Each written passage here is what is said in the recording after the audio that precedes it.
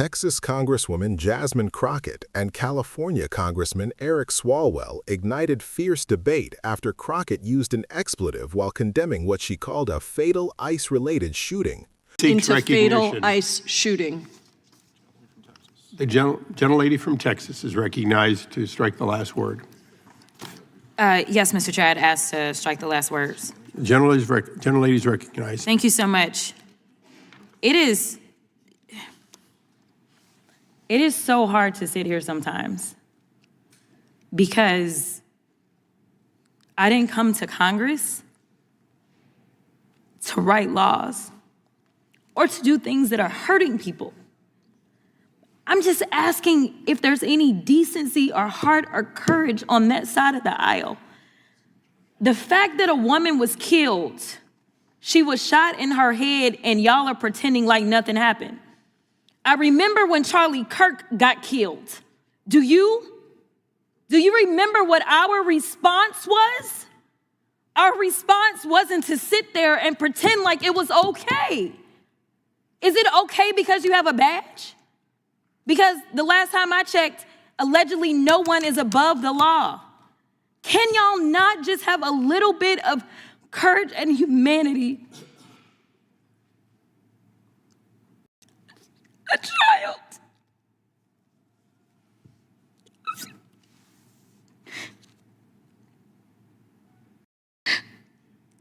A child has lost her mom. And y'all want to pretend that it is okay. I am asking if there is anyone that will stand for the very people that elected us and sent us to Congress. You tell us things like, well, the immigrants are bad, and so we got to get all these bills because the immigrants are the ones that are causing the harm, they're bringing the crime. The mayor of Minneapolis told y'all to get the fuck out. Yet y'all are the ones, it is this administration that is bringing crime to their streets. That's what's happening. It's the third incident where somebody has dropped an F-bomb in this committee, including the video. I'm sorry. Including the video that we had to watch earlier. Are your princess ears okay? Is it profanity? The princess ears House of Representatives. The committee. You are about the fact that a woman. Are you soft? House of Representatives.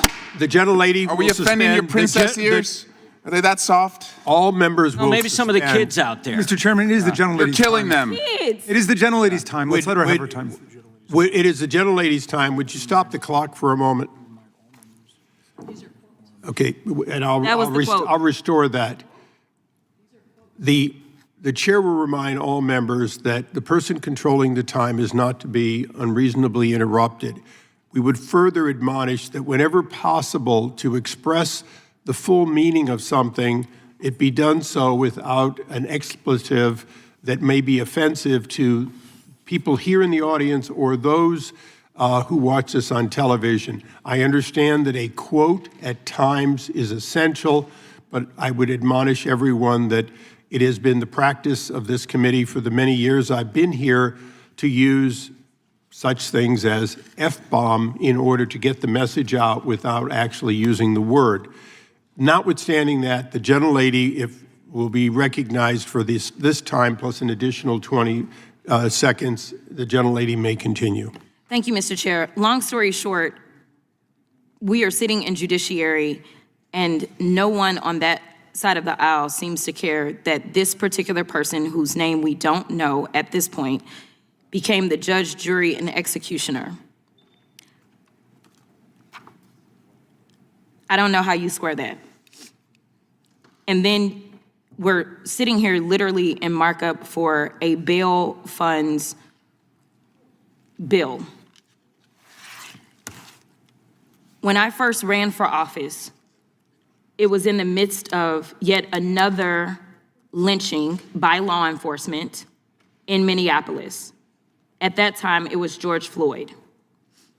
I remember working as a pro bono criminal defense attorney to help protesters that were being arrested.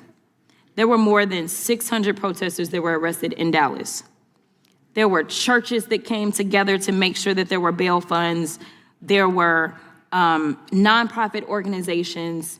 And to explain how it works for bail, since we're in judiciary and we're writing the laws, and some people may not understand this, but those bail funds, those nonprofit organizations are not the ones that determine whether or not somebody gets bail. What they do is they help out poor people, which I know y'all are not interested in either. But they help out people that aren't rich and famous and have limitless amounts of money, like all of the Epstein defendants who somehow y'all can't find, even though y'all went and got Maduro. But it helps out those people to be able to get out of jail. Many of those people that if they spend just a couple of days in jail will then be thrust into straight up poverty because they will lose everything. Why it is that you want to criminalize people such as churches that are trying to help the poor because they understand what the Bible says, and they don't just say that they understand it or say that they love Jesus, but they decide that they actually put it into works because faith without works is dead. That is wrong too.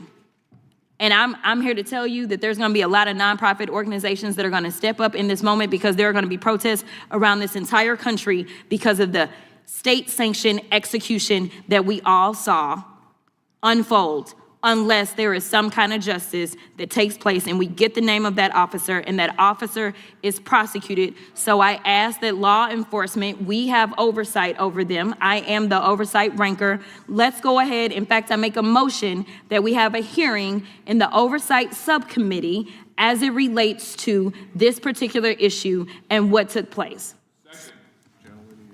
The gentlelady was not recognized for purposes of motions. Does anyone else seek recognition? Seeing no others.